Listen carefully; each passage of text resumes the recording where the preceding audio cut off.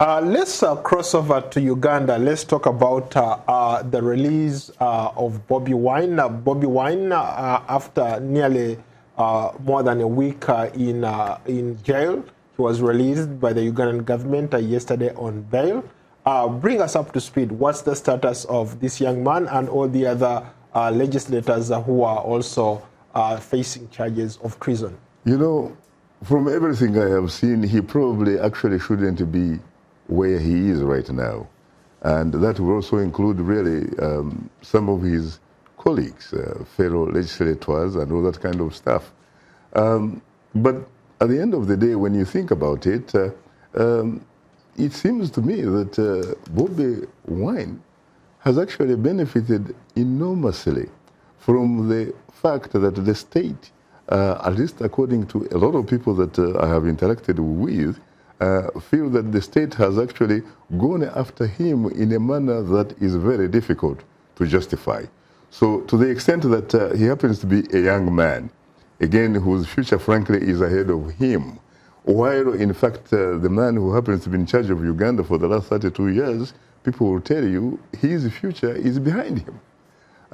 He has also, of course, in a situation like this, in a way, he has probably contributed enormously to the fact that you do have a situation here where Bobi Wine is the beneficiary of what I would characterize as a hugely exaggerated political attention, not only in Uganda, by the way, but regionally. You're talking about Kenya.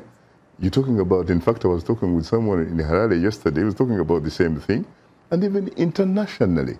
You have some groups in America, for example, who have rallied behind Bobi Wine's cause. You even have Africa's first recipient of the Nobel Prize in Literature, Professor Wole Soyinka of Nigeria, precisely, saying, look, I think you should release this man.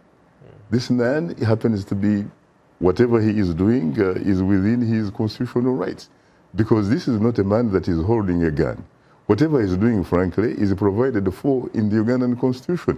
He's using his art, his music, as a means of social change, demanding for social change. And this is not really isolated to Bobi Wine. This seems to have drawn traction among the vast majority of Ugandans. Everybody, in fact, right now, from what I hear in terms of what I read, who you talk with, they seem to think that, in fact, when it comes to change, change should, in fact, have happened to Uganda yesterday, not today. Shaka, let's go to some of our comments here. Let's start with Frank Muchibi on Facebook. He says, the rate at which Bobi Wine has been gaining support with the people, both in Uganda and abroad, has put the government into panic mode. No wonder he's facing such treatment. Shaka, would you agree? Well, let's face it. First of all, you did have a case, against Bobi Wine that he allegedly happened to be in charge of weapons. We're talking about AK-47s here. And this, because of that, this man was initially tried by, or at least appeared in front of what is called a military court-martial. This man has never been a soldier, to my knowledge. He's not a soldier. He probably shouldn't really have had any relationship with that type of, military type of, court-martial. In fairness, the charges were dropped. Yeah, but they were dropped, obviously, because initially the government must have been panicking, because if they hadn't, why would it even go there? Because obviously it means that probably what we are seeing here was a sort of creativity. Somebody was creating something that did not exist. Someone was trying to be innovative, imaginative, to the extent that he built a case that will nail Bobi Wine, in a sense that he could probably be charged with treason. Don't forget, by the way, that his driver was actually killed. We don't know specifically who killed him, but there is a lot of suspicion that whoever killed him probably may in fact have been agents of the state. They killed this man who was seated, by the way, in a passenger's seat. And there's speculation that the people who were assigned to do whatever they did thought or felt they were, in fact, taking out Bobi Wine.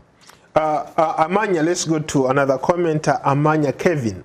Bobi Wine once said, when leaders become misleaders and our mentors become tormentors, our position becomes the opposition.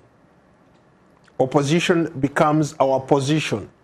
What do you think about that statement made by Bobi Wine in one of his songs? I think it makes sense because when you have leaders, for example, like the incumbent Ugandan President Yoweri Museveni, who came, by the way, in 1986 in power, very, very enormously popular.